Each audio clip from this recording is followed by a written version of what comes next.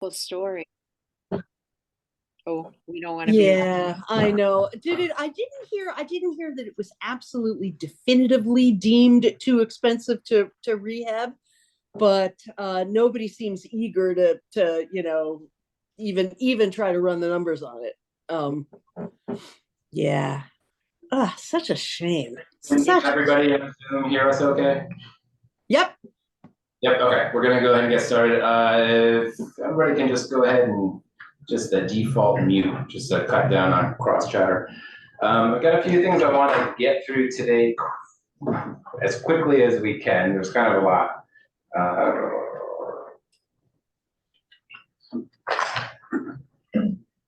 All right, so first things first, I've got a few updates from things that we've been talking about for the past few months. The employer survey has gone out. It looks like we've got as many responses as we're going to get without prodding people a little bit further. We got just shy of 50 responses, and we need to have about 70 for it to rise to the level of statistical relevance. It's a little more formal than we have rolled out the survey. But we don't want to have just 47 responses out of 1,400 emails and call that this is what employers think. So we want to get a few more. We're also going through the list of respondents to catch businesses that we didn't catch the first time around. There are some pretty big businesses that we want to make sure we get. Columbia Memorial Health didn't have a response. There are a few other big ones as well, but we just want to make sure that we're hitting the ones that are the best cross section. We've had a really good response ratio of different sizes of businesses and different categories of businesses. We just haven't had enough responses. So we'll just send out direct emails to about 24 businesses or so, and we'll work with the outreach committee next week to figure out which of those businesses that's going to be. Land bank, we're still waiting for approval from the Department of State at this point. So right now that's an approval for the certificate of incorporation. That's just something that every nonprofit in the state needs. Every corporation really that forms in the state needs that approval. So we're just waiting on that last piece. Speaking of, I can give an update on the Community Land Trust that as of, I think it must have been this morning, because I check pretty often, they received their certificate of incorporation approval. So the Trillium Community Land Trust is just about ready to get going. The next step will be for them to apply for 501c3 status, form a board, and start holding meetings. And just give me the name again. It's called Trillium, Trillium. CLT. CLT. Yeah, I think the official name of the certificate is Trillium CLT Inc. And only because they force you to choose either incorporation or you've got to have some kind limited of corporate signifier. Yeah. So those are 3 quick updates. So we'll have 2 new countywide housing nonprofits within the next 2 months or so. I think the land bank application approval should happen hopefully by the end of next week. I think holidays kind of slows things up a little bit. One of the first things I want to talk about. Question to interrupt you. Sorry for that. It's Meredith. Will one of those 2 countywide nonprofits then apply for rural housing corporation status for the county? No. So Rural Preservation Corporation status, the big eligibility piece there is you have to demonstrate a certain amount of years of already doing the work that RPCs do. So it's a little bit of a catch-22 where to be an RPC, you have already been doing the things that RPCs do. So there are regional RPCs that we could invite in. And then one of the ideas was, potentially either the land bank or it's the CLT, if they work with partners over enough time, they can then demonstrate that experience, then they'd be able to apply to become an RPC. And there's no limit to how many RPCs can act in the same area, but there is a limit to how many RPCs we can have throughout the state. All right, I'm going to jump into one of my new items here is community profiles. So some of the supervisors might be familiar with these. Pattern for Progress created these for every town and village in the city of Hudson in, I believe it was 2021 when these were released. That was based on the year 2000 census data and the year 2020, no, that's not correct, the year 2018 American Community Survey data. So all of the data for those profiles was basically before the pandemic and all of the housing, and various impacts the pandemic has had. So CEDC has asked Pattern for Progress to create new profiles, and they're going to be a little more robust than they were. I'll show you what they looked like before. So here's a town Stuyvesant, randomly chosen.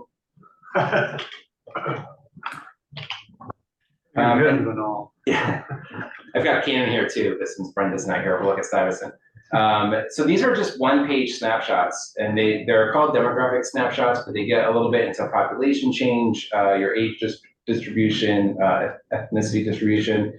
There's a little bit of household data on here, but these were really just one sheets. This was just a snapshot for supervisors to be able to have a really high-level view. They're taking this from the census, you believe, or is this the? Yeah, so if you look at, I believe on the top here, they tell you where their sources are. I think they'll tell you which census it was and which ACS. Yeah. It's very small. The 2018 American Community Survey and the 2010 decennial census. Okay. And 2000, because they look backwards a little bit.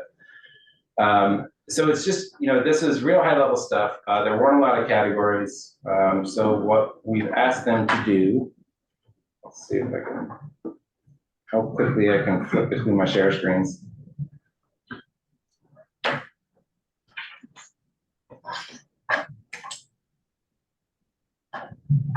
I'll tell you, we got twice as many cows as we have people today. That's always important, Young there, Ron. Have a child.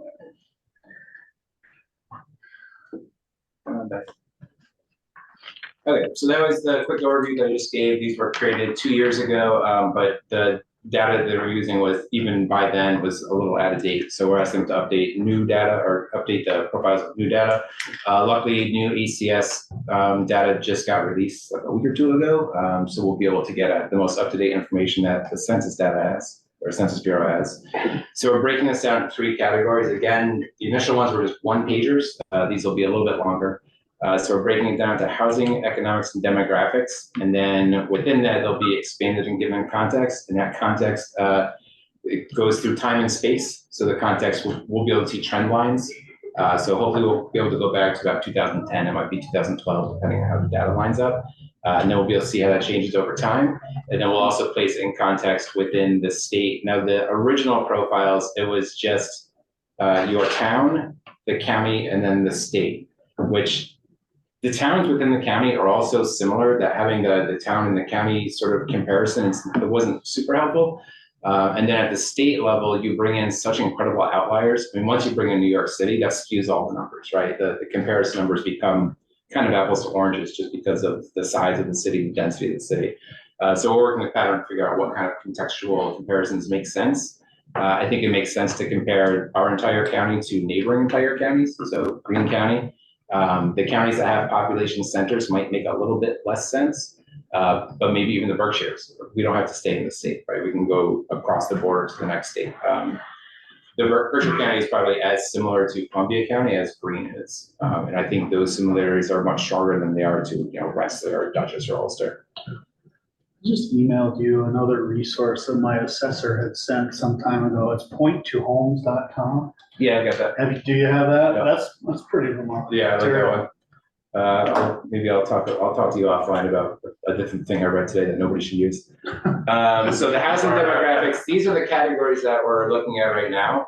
And again, these will all be over a 10+ year period and then placed into the context regionally. So we're looking at median home sales price, median rent, available sales stock at the end of each year, and then total housing units, which are both occupied and owner-occupied, renter-occupied, second home ownership, and short-term rentals. So you'll notice that some of those are asterisked.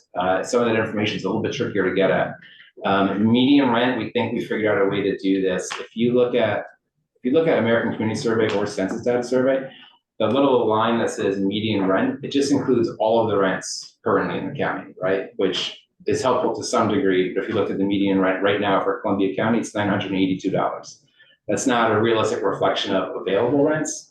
So we're trying to figure that out. We think we figured it out. It's a lot of math that I cannot do, but we've got the formula for HUD's fair market rent calculations. And we're pretty sure that we can reverse engineer what rental prices were at the time that the FMRs were set each year, which will give you a real snapshot of what available rents were at that time. So that's one of those data points. Second home ownership, very difficult to get at with census data, especially in rural areas. The margins of error for second home ownership are often larger than the number of second homes that they list. It's just really, really skewed. So we're working on that. I know that some towns have done things like compared their year over year waste collection at like the county, county dump. They'll figure out how much gets dumped this year versus last year, this month versus that month, and they'll try to figure out if that's, has anything to do with their second home increase in people occupying them. And then short-term rental units, there are a few companies out there that will track these for you. We aren't currently working with any of them, but we have been talking to some of them. So we know that there is a source for that data out there that we should be able to get our hands on. So that's just the housing section. Chris, about the median rent. Yeah. You're going to get the median rent that's been embedded rather than the marginal median rent of what's available. We're trying to get at what's available. Yeah, that's why we want to use that fair market rent calculation. But you're capturing it from what's being advertised, so you don't know what people are if you've rented something 10 years ago and, you don't know that. Yeah, so you'll be able to go backwards in time and look at the fair market rents for Columbia County for every year. And then because we know that formula, we can say, okay, this is what the rents that were being advertised were on average that year. Yeah. It would be the previous year, because there's always a year lag, but it's much closer than the $980 mark that we've got now. Economic indicators. So we're looking at median household income for both renters and owners, mean household income for renters and owners. I'd be very curious to see how the median and the mean have changed over time. Top 5 occupations, unemployment rate, and then workforce size proportion. So those last two, there's been a lot of conversation about those two numbers in the past couple of weeks. Our unemployment rate is really good as a county. That's also because the denominator for our workforce is shrinking. So there are far fewer people as a proportion of residents in the county who are actively in the workforce. So that's something that we're interested in looking at too. And again, this kind of goes back to that theme of we're losing a lot of folks who would be your workers and replacing them with folks who are semi-retired or fully retired. No asterisks on that one. That one should be easy to do. They're also cutting it off at 60 years old or 64 years old or something, and a lot of our workforce is older than that. It's the census. Yeah, I can't find those guys. Demographics. So again, we're looking at mean and median ages and the change over time. Age cohort proportions. So that's going to be the change over time in certain cohorts. So like your 25 to 34s, your 45 to 54.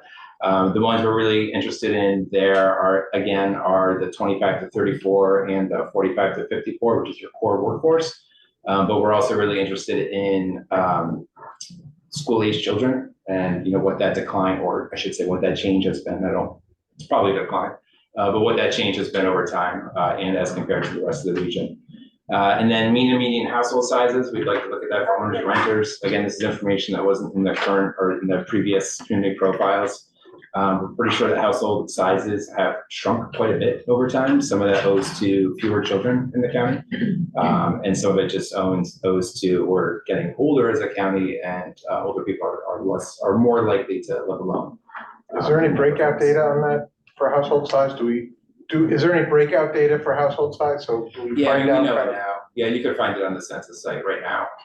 It'll give you the average household size throughout the county. I believe right now we're at 2.11 for owner occupied. I mean more along the lines of family configuration. Like, do we learn how many of our children or in the household, single households, that kind of thing? In an individual home, I don't know if you'll be able to get that granular. So there are X amount of homes that have this many children in it. There are Y amount of homes that have this many children. I don't know if we can get that granular. ACS does have that, but the margins are so bad. They're really big. Like it kind of brings it down to like single female householder with children, single male householder with children without. Probably backing into the data through some horrible algorithm. Look, in the town of Stuyvesant not too long ago, because actually our comprehensive plan was done in the mid-90s, but it was using data from 1990. And if you look at, they quote a number of, what the percentage of people versus housing was, and, we've reduced it dramatically since then. If you just take our population versus housing units. And again, I think that leads to, our typical farmhouse had 6 or 8 people in it, maybe 3 generations of people, and now we have 2 people on weekends, so it's changed a lot. So. Okay, so again, for demographics, we'll get it to the age cohort. I think is where I left off. Race ethnicity proportions, how that's changed over time, the household sizes between owners and renters, and then school enrollment. That's actually really easy to get. That information is available at the Board of Education. You can get that pretty easily. Would you also have private school enrollment too? We'll ask Eric when I'm done. I think I saw Eric. Yeah. He is on there. And then our stretch goals, which Eric Pearson from Pattern for Progress is on, who is working on this project with us. The stretch goals ended up being probably more attainable than some of the earlier goals that we talked about, the ones that would be a little bit trickier to find. So we're looking for work commute time and distance, how that's changed over time, if it has, and how. The proportion of households that have no children at all. And we think that one's pretty easy to get to. And then mean/median available rent, that kind of got baked in. I talked about that at the top. Median rent is always pretty easy to get to because that's right on the ACS data. And mean rent we can figure out as well, but the available rent is the tricky part. And that's where I think having that fair market rental formula will come in very handy. And the distinction is available rent is for units that are actually on the market. Yeah, and it's not necessarily going to be a snapshot in real time, right? Because we're looking backwards, but the way the fair market rental rate is calculated, it's based on the previous year. So say you're looking at data for 2016 available rent, you'll know that in 2015, the average available rent in the county was whatever that amount was. Eric, do you want to kick in do you have any input? No, excuse me. Can everyone hear me okay? Yeah, Yes, sir. good. No, I think you covered it pretty well. Just off the top of my head, the private school enrollment question, I know in the past we have gotten that data for individual school districts. So I would say maybe put an asterisk on that one, but I know that it has been possible in the past. So if we can try to grab that for you. And I would just echo I think it's what Michelle was saying in terms of some of these data points, especially in the smaller villages. It's just an unavoidable fact that the margin of error gets pretty crazy especially as you start to drill down into like different layers of things. So like the more variables that you enter, like whether it's single mother or single father, then how many kids do they have? Then also, are they renters or owners? It just kind of builds on itself. So I think in some cases we will include data even when the margin of error is high because it's like the basic data that we're looking for, but we will consider whether or not it's appropriate for some of those stuff. That's like, it's very tempting because you're like, wow, I can look at how detailed this data point is, but it's probably not wise to put too much stock in it. So, yeah. Do we want to, thank you, Eric. This has been kind of, we've been working on this for a while and off and on cycles, but I did want to give task force members just 5 minutes. If there's anything that's not included in the profiles that you would really like to see, just generally. Is it possible to pull up the 3 screens again? Yeah, I can pull them back up.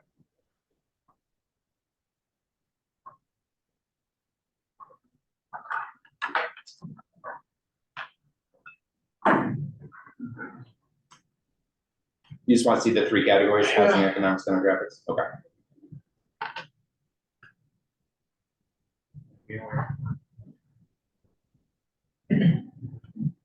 Housing.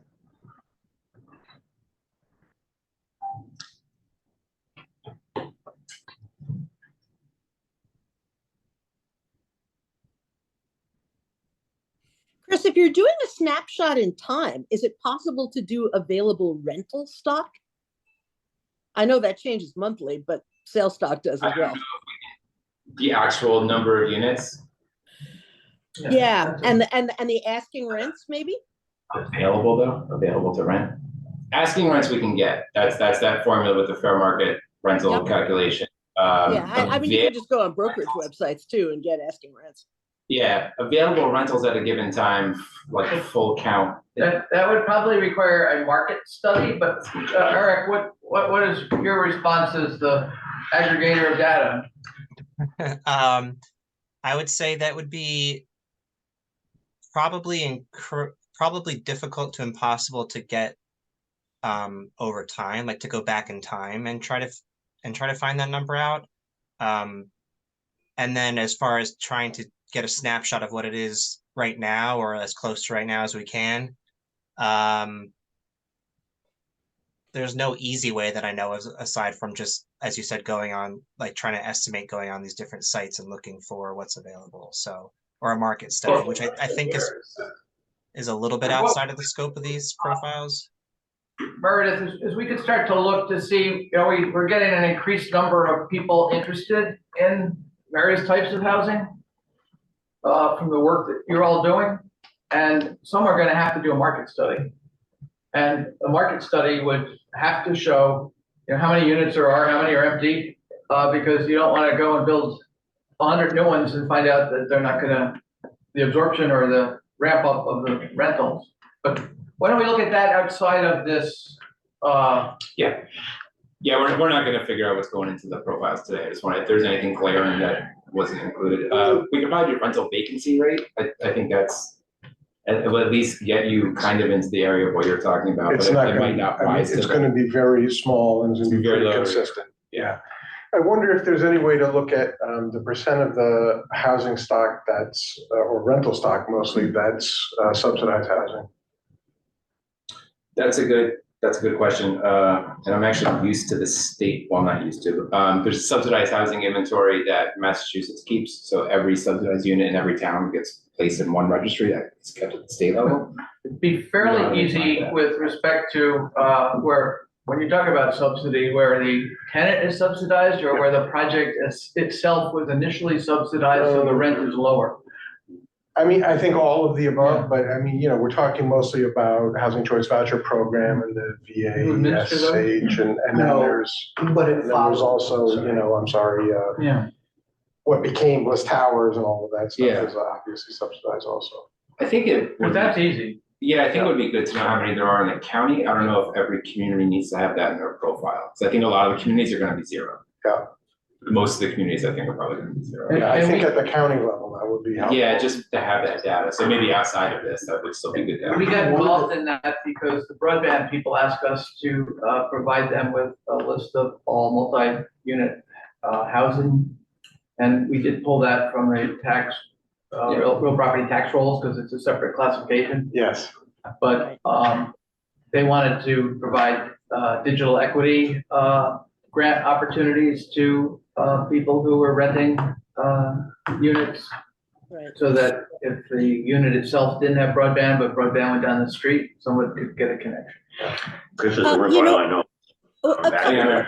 Would it be possible or useful even just to define what communities renters are using vouchers in? That should be available. Well, that's probably the better way to approach it anyway, because it follows the person, right? So it doesn't really indicate on the unit itself. Which is why I think in towns, you'd be very surprised how different it is now than it was in 2013. You know, Okay, so- but even knowing where the vouchers are being used, at least you'll know how many units are available then at the HUD fair market rents. So that I think is interesting data. Because Okay, so good to have, but not necessarily in the profile. So. Well, to Bob's point, if it's in the profile at the town level, we'll know the distribution of at least Housing Choice Voucher Program. So we'll have an idea at the town level, you know, kind of what percent of the stock is operating now. Yeah, I think it makes sense to know where the vouchers are. I don't necessarily think that data needs to be in the profile, right? Because the profiles, it's almost entirely different things over time. I guess you could have vouchers in there over time, but that just seems like maybe something we just have Okay. separately. And then you can get it by town, but you're not gonna get it by address. Yeah, correct. But you're gonna see the sprawling effect of what's taken place when certain areas become less affordable. You can see where that goes. Maximum, And yeah. I do think that's useful. Yeah. It's like a heat map. Yes. I have 10 more minutes for this topic. We'll get two other, not this topic, No, but I the know. profiles in Let's general. hit the next one. We'll just. maybe All we'll go right, through so it. economics, you've got income, median and mean between renters and owners, top 5 occupations in each town, unemployment rate in each town, which I think probably would be about the same type of town, and the workforce size and proportion. And again, proportion is how many folks in your community are actually in the workforce or would like to be in the workforce. Is there any sense in trying to find data for who requires transportation? We had, Eric and I talked about commute time. So you can get a commute time. I don't know. That's a good question. Can you get a portion of your local workers who either, or local residents who drive out for work, or local workers who drive Yeah, out for work? you can get that. You can get. Yeah. Okay. It's Yeah. migration data. Yep. And would it be difficult to understand how many earners per household in addition to what the actual income is? So how many people are working in each household? You should be able to get that too. That should be DOL numbers. That's a good one to have. Did you get that one, Eric? I'll obviously put all this together in email for you. We won't figure it out tonight. Yeah, Earners per household. I was like, yeah, just wave a wand and Right. it'll all just appear magically. I don't think this is something that can be done on this profile, but I'm more interested in like household wealth versus income as we have more retirees who are living off other assets. That's interesting. Household wealth? Yeah, versus income. And anything we can't get, we'll petition the Census Bureau to add to the next. I would just call Eric. And then I'm just gonna go to demographics. So I've got, for this one, I've got migration data in and out of towns, number of earners per household, and then household wealth versus income. So these, and again, we'll figure out which of these are appropriate for the profiles and which are just, we just have this information. So demographics, mean and median ages, age cohort proportions, with again, the emphasis on workforce and seniors, and also kids. So kind of all of them really. Race ethnicity proportions, how those have changed over time, median household sizes, and how that differs between owners and renters, and then school enrollment, which is a little bit broad, I guess. I'll have to figure out exactly what we mean by school enrollment. I guess just number of kids enrolled in school per town over time. Like K-12. We have the data by district over time, but we don't have it by Not town. by town. yeah, it'll be district. Yes, that's a good point. Yeah. For school age, they should be enrolled someplace in Yeah, their 'cause- home or whatever, you know. so Yeah, we and some know. of the districts pull from 3 or 4 towns. Well, and we also have, on the fringes, Skodak, Pine Plains, I mean, there's, What, does that include homeschool? Yeah, well, that's what I'm saying, the homeschool, you're gonna find that by just knowing how many school No, age children there It are. includes it, yeah. Yeah, right, Because it has to. you have to. And to your point, private, it's just children in the district and the enrollment. Right, the schools know that, there were whether you're homeschooled or not, right? just about Taxes, 500 tax. seniors in the 6 school districts in the county. 500 seniors in the 6 districts. Is there any interest in having gender and demographics, or is it of no value in terms of figuring out housing? It's super easy to grab, and we could get it. I'm not sure how we would use it, but Yeah, if exactly. it's That's the super thing. easy, we might want I to. think some of this is for public consumption, but if we want to drill down into some other categories or more deeply, we can get the direct data. Yeah, and I should explain, I didn't explain this at the outset, but this is a good segue for the next item. Actually, Chris, before you go on to the next, let me just go back to housing for a minute. Could we also figure out a number of mobile homes and mobile home parks in each town? Yeah, Because that's easy. We just that run the, presents a whole application. set of issues, separate issues effectively for preservation. Yeah, that's pretty easy. You would just get, like Mike said, you would get the property list for the county, and then manufacturer mobile homes have their own property classification, so you can just filter by that and pull them out.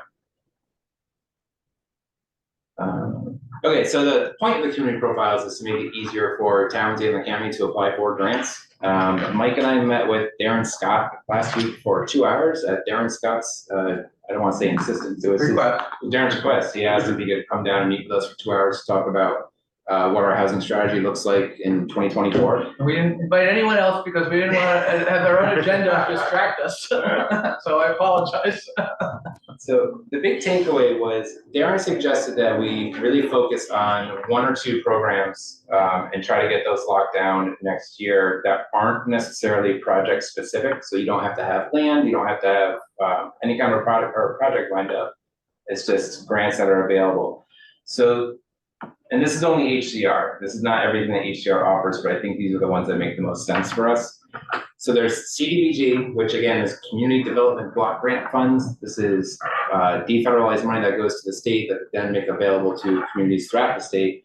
There's two kinds of communities. You can be an entitlement community or a non-entitlement community. The entire county and all of the towns and villages in the city within the county are non-entitlement. The difference being entitlement communities just get a stipend of money every single year. And then they set up programs that people apply to receive the funding for whatever the program is, right? So my experience with this in Troy was we had a housing and community development office that handled all the CDBG and home funds, which is mostly rehab grants, facade repairs. So they get the money automatically. They set up the programs. Residents would come in and apply for it. The money would usually be gone in about 6 months because they're really popular programs. If you're non-entitlement, you basically have to apply for the funding yourself and then set up the program either internally or with a third party. But it's the same kind of programs. And these are the ones that I think make the most sense for the county. Home is the other big funding source through HCR, and some of these look like they're the same thing, and there are small differences. But I think the two that make the most sense for us to focus on, and I'm completely open to feedback on this, I think over the next month or two, this is what the committees will be working on, figuring out which grants we want to go after and how to go after them, how to put our applications in the best possible chance to succeed. So through CDBG, there's a single family housing rehab under applicant where it says ULG, that stands for Unit of Local Government, just a fun new initialism to confuse you guys more. So those awards are up to $1 million at the county level. It can be used to repair and rehab single family homes. The announcement usually around May or June of each year. So we've got some time. There's a couple different ways you can go about the application. And you guys went through this process not so long ago. So you'll definitely have some key insights here. You can line up, you can demonstrate need by actually canvassing the community and finding out how many people would take advantage of this program. It's not necessary. It definitely makes the application stronger, knowing there's a pipeline of people that will come in and apply for these. The other one, so manufactured home replacement, you'll see it on there twice. There are actually 3 state-level manufactured home replacement programs, and they're each a little bit different. The one I like the most is through Home, partially because it's the biggest award. It's twice as big as, it's twice as big as the MHHR, which isn't on here. But the Home one specifically mentions in the little fine print that is applicable to manufactured houses where you don't own the land. It's the only one that says that. The manufactured home and housing replacement, which I didn't include here, which is a separate funding source, specifically says that you have to own both the land and the housing unit. The CDBG manufactured housing replacement doesn't say anything. It just says it's a home that you own. It doesn't say anything about who owns the land. But the home one specifically says that it can be used for rentals. It can also, that assistance can go directly to manufactured home parks for infrastructure. So it's not necessarily just individual replacements. So that's 1.4 million for at the county level. And that's for demolition and replacement, demolition, disposition, and replacement of dilapidated homes. But it can also go directly to the parks. So we would create an organization and apply for this grant. No, the county can apply for it. Okay. So the county would be the lead applicant. But you would want to partner, you would have to create a program or find somebody who's already been kind of Doing the this. pass-through organization and partner with them. And then mobile home owners would apply to the county. Yep. For a grant. Well, to the entity that the county subcontracted. Right. There was a great webinar a few weeks ago with multiple entities, including the Department of State, and went through all that. And very interesting to see if I can find that. There's good stuff out there. And the nice thing about these, if you apply as a county, since counties cannot become pro-housing communities, it doesn't matter. So if you're working on a project or if you're applying for something that's in a town that hasn't gone through the pro-housing community designation, if you're applying as a county, that doesn't matter because you can't be a pro-housing. So it's not like you're not going to be a few steps back from the people who got the designation because it's only at the town level. Yeah, I like this one a lot, or I like both of these, but I really like the home manufactured home replacement because it was the only one that didn't specifically say you got to own the land, which I don't think is very common throughout the county. I think most folks that own rental or own manufactured homes. But can you? I mean, it doesn't exclude that though. If there was a property owner that owned a mobile home on a lot, they could apply to it, yeah. Yeah, so the home one is much more flexible and it's a bigger property. Yeah. It just seems like the easier one to get at, or the best one to go after. It sounded like you said the park could also apply to the pass-through organization for infrastructure upgrades. Yeah, I do want to find what the limits to that are. I don't know that there's a certain limit on the award per applicant. There usually is for the single family housing rehab, the multifamily housing rehab, the manufactured home place, I'm not sure if there is.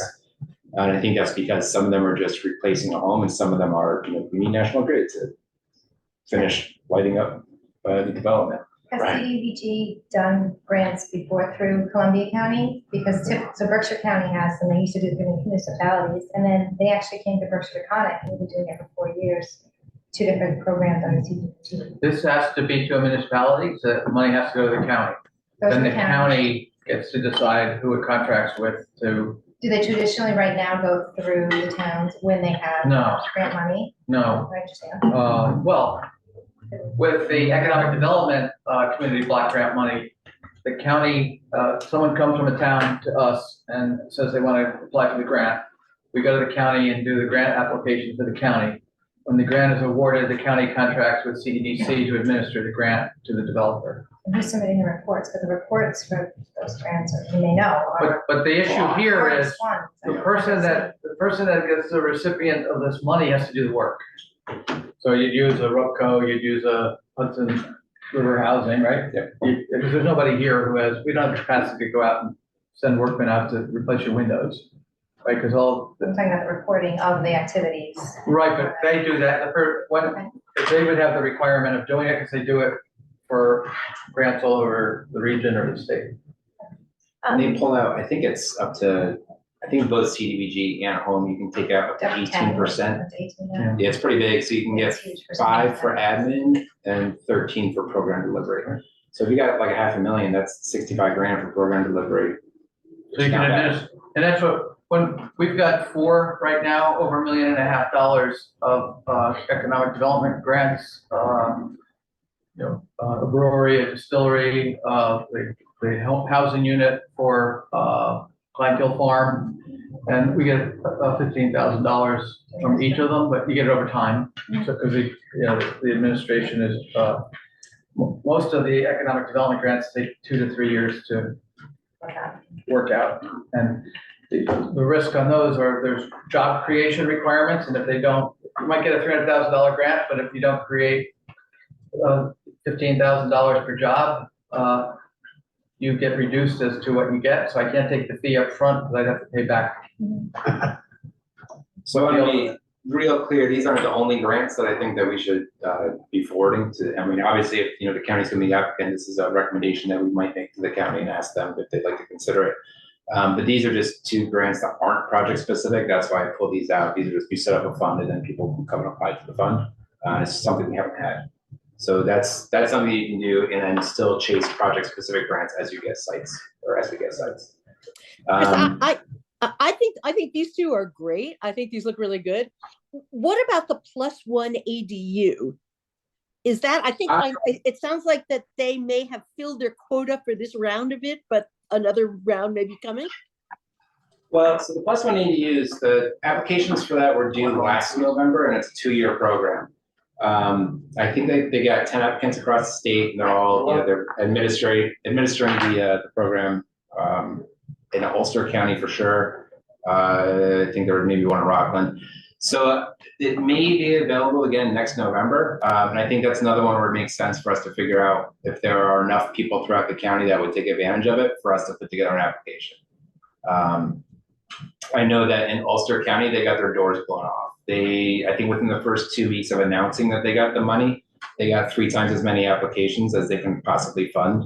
Because it's only, I think they said they could do between 12 and 14 units with the amount of money that they got. So I think that's one that we should look at, but since it's not until next November, and that one's going to take a lot of kind of like lead up of figuring out how many folks throughout the county want these. I think that's one that we'll talk about, but I don't think it's one of the ones that is necessarily a priority at this point. One of the other things I wanted to do though was, and this is maybe something we'll talk about in pre-development committee, was see if we can reach out to an architect to devise maybe 5 pre-approved plans or plans that get approved at the town, so that when somebody is going to come into the building permits department to create an ADU, they can just choose from one of these sets and it just streamlines their process a lot easier. Sears home. Yeah, no, having sets that are pre-approved by 23 different building departments, potentially difficult. So that might have to be a big kind of a And community. even, I think a lot of municipalities are still working on zoning regulations to allow these people don't know if it's allowed or not, and it's a gray area, so everybody's trying to clear that up, but. Yeah, and since it's not available again until next November, that would give us some time. So the communities that are interested in this would be able to either adapt their zoning or canvas their. I think a lot of people are working on things, but they may not all be there yet. But speaking of project-specific funding, they did stress intermunicipal water infrastructure funding. The county would like to help the towns do anything in their higher density areas. How'd that go? Did anybody jump at it? I did. That makes sense for you. Yeah, there's some DEC funding for new infrastructure too. The tricky part is always, I feel like paying for the infrastructure is not that tricky. It's the maintenance after the fact that people start to get a little bit more leery about. So again, we're not married to these ones that are highlighted, but I think these are the two that make a lot of sense for us. And I think this will be a lot of the committee work for the next month or two. Each committee is gonna have something to do around whatever grants we choose, if it's these. They're both, like 30 to 40 page applications. They're pretty robust. There's a lot of research that you've got to do for these, but we've got quite a bit of time. We've got 6 months at least. Okay, the only other thing I've got is housekeeping items. I've got 2. So the first one is pretty easy. We are scheduled to have our December meeting, December 27th, so 2 days after Christmas. I'm considering moving that. Yeah. You think? So we might just skip December altogether. However, that leads me to the next point. In 2020, well, it starts in December, and December 27th would have been the first meeting that this affected.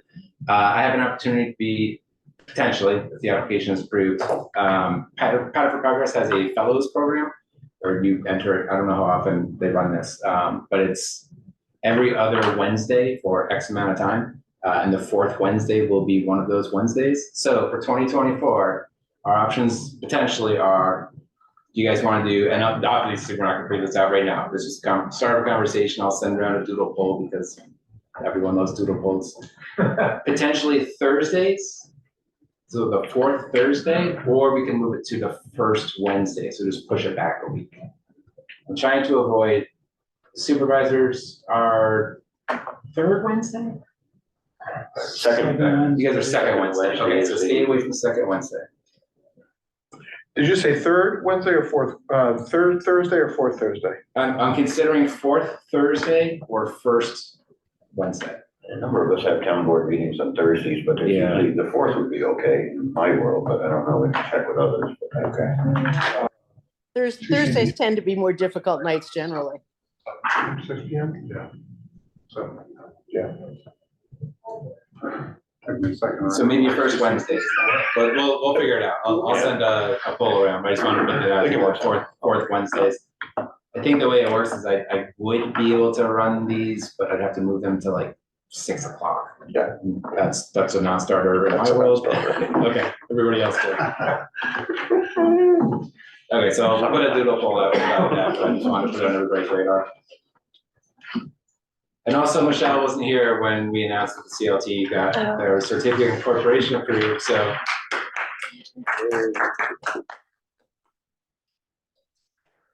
All right, that is all I have, unless anybody's got. Thanks, Chris. Of course. Appreciate all the hard work. Well, for the applicants of the manufactured home replacement program, are there significant stipulations on? There's some income restrictions. There's 3 different. Longevity, requirements where Yeah, there's 3 different programs, We're thinking and they're all that- swimming around in my head, so I'll Who do we get to do the install?